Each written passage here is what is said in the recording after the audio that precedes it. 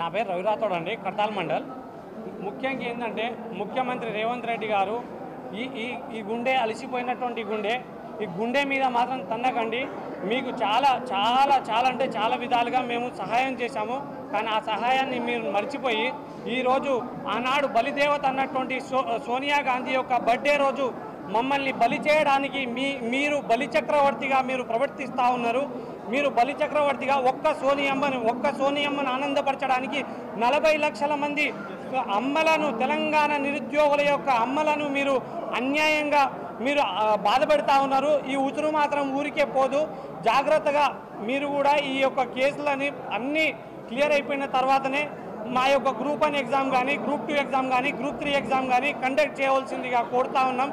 అదేవిధంగా ఇప్పుడు ఉన్నటువంటి ఈ రూల్ ఆఫ్ రిజర్వేషన్ అనేటువంటి స్లాబ్ని పాటించకుండా రిజర్వేషన్లకు తూట్లు పొడుస్తున్నారు. కాబట్టి కుల సంఘ నాయకులు కావచ్చు, పార్టీ సంఘ నాయకులు కావచ్చు, ప్రతి ఒక్కరూ దీనిపైన స్పందించాల్సిందిగా కోరుతా ఉన్నాం.